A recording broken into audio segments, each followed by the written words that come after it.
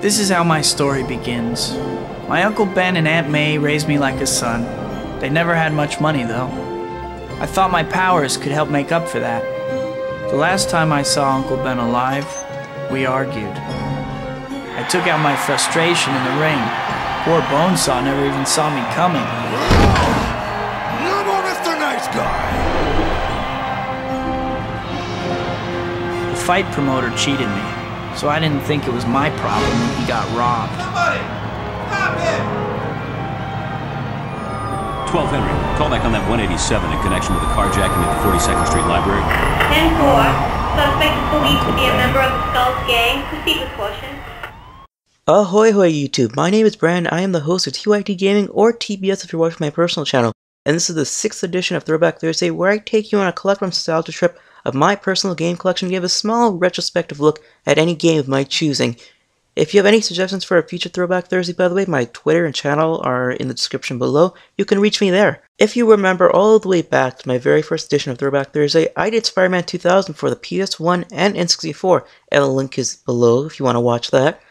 In this video, we're jumping one generation ahead to Spider-Man the Movie, or Spider-Man 1, which came out on the PlayStation 2, Xbox, Gamecube, and PC. Of course, the main difference between this and all the other Spider-Man games that were on the market in 2002 is the fact that this is the first Spider-Man movie licensed video game. And while all the aspects of the Spider-Man film are in the game, a bulk of the action are creative liberties that the developers took. For example, breaking into Oscorp and pretending that you're Solid Snake, or even the appearance of Shocker and Vulture. It would have been really easy for the developers to copy the movie frame by frame, so I give them kudos for including these creative elements. Again, let's jump back to 2002 and look at the graphical element. Here's what the game did well. For one, Spider-Man looks awesome. It has an attention to detail that makes the title character stand out. His counterparts, on the other hand, like generic Scientist 3-04, look pretty tame and normal, and to be honest, below standard. An element of the Spider-Man games you have to get right no matter what is the camera. This is a weird one. Sometimes you're fighting the camera and the enemy when you're trying to run away, but at least the lock-on feature does a pretty good job of making sure that you know who you're fighting. And yes, if you're wondering, you're still swinging through the clouds or the sky. It makes absolutely no sense, but it's forgivable. The technology was new, and of course with Spider-Man 2, things are going to start changing soon.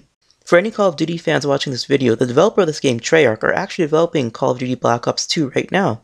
It's pretty cool to see a progression of game studio, from Spider-Man 1 all the way to the biggest selling game in Black Ops 2. And it looks like they never changed art studio because there is zero color in this game at all. It's hard for me to even record footage because these colors just don't pop out, sort of like Black Ops. A frustrating issue in this game is its painfully long load times. This game, again, came out early in the previous generation's lifespan, so it's forgivable, but goddamn! A lot of people complain about load times.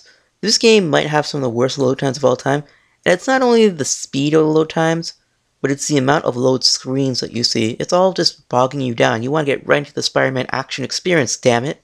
And I can't have a Spider-Man review without criticizing Tobey Maguire's voice acting. Harry's dad Norman was great too. He even let Harry and me stay in one of the apartments he owned after we graduated and moved into the city. I got a job with the Daily Bugle, taking pictures of myself. Life sure is strange sometimes. No matter how much you want to hold on to a moment, you can't stop time from moving on. In this game, he's so painfully boring and dull.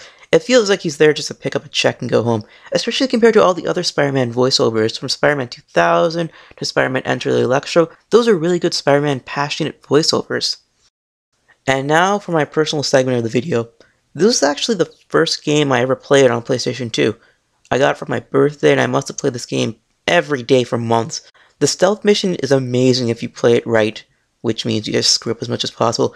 And the ending battle between Green Goblin and Spider-Man, that showdown, I replayed it countless amount of times throughout 2 summers. And much like Spider-Man 2000, I just spent hours playing this game to death. A recommendation, if you're looking to fill your Spider-Man needs before the Amazing Spider-Man film comes out, or you've already seen it and you want to see some more Spider-Man, check out the Amazing Spider-Man comics, especially the current arc. It's a whole arc dedicated to 50 years of Spider-Man comics. I rarely read anything because I'm always working, but I love the direction of the arc, and Doc Ock is so close to death trying to defeat Spider-Man for one last time.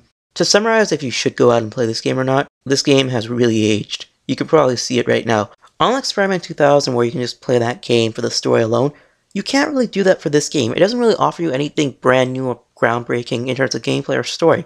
This game isn't really distinguishable. There's nothing that sets it out from all the other Spider-Man games. Even the older ones tell beautiful stories, whereas the newer ones offer great groundbreaking gameplay. This game, you can play as the Green Goblin, you can have Alex Ross do his Spider-Man costume, you can play that one. But other than that, there's nothing really interesting or intriguing about this game. So that's why it gets lost in the pack so often. In other words, unless you're a collector, there's no real reason to dig this game out of eBay or even your collection just to play it. Put in your comments below, guys, what did you guys think about the Spider-Man video game? And next week's episode, I have a good feeling I might be doing Spider-Man 2, and look out for that one. If you like this video, give it a thumbs up. It would help more people see the series, and as always everyone, you're watching TYT Gaming or TBS hosted by Brandon.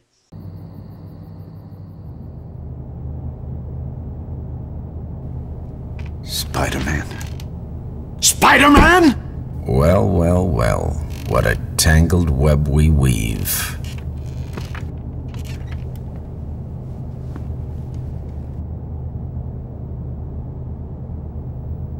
It seems I have a date tonight.